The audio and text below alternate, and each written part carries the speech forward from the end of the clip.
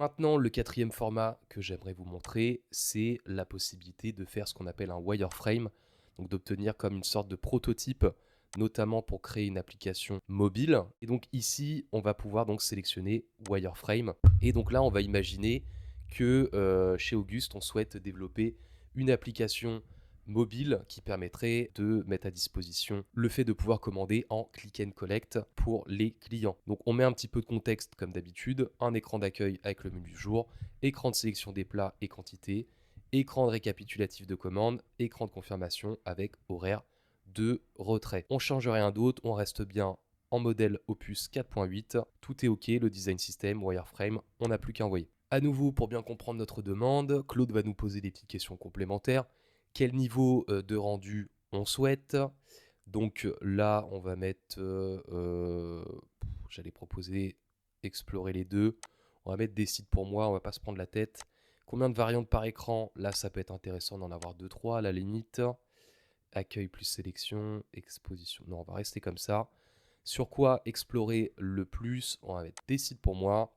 Le paiement est-il dans le flux? Allez, on va le mettre pour voir ce que ça va donner.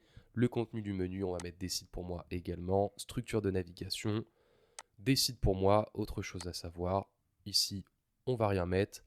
Et encore une fois, hein, si vous avez toutes les informations relatives aux questions qui sont posées, donnez le plus d'informations possible, y compris ici dans autre chose à savoir.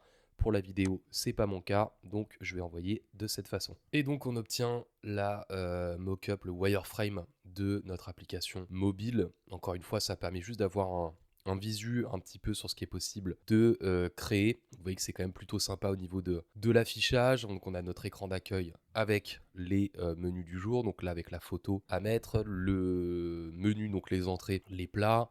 On nous propose également des filtres par catégorie, plus barre panier flottante. Ici donc on retrouve la petite barre, voir mon panier. L'écran numéro 2 qui est la sélection du plat et la quantité avec la photo qu'on va retrouver, le prix, la description du plat en question, le type de cuisson et une note supplémentaire pour la cuisine. Et ensuite, donc, on arrive sur le nombre de quantités par ligne sur les différentes listes de ce qu'on souhaite pour composer notre commande. Et enfin, en écran 3, il y a même le 4 encore en dessous.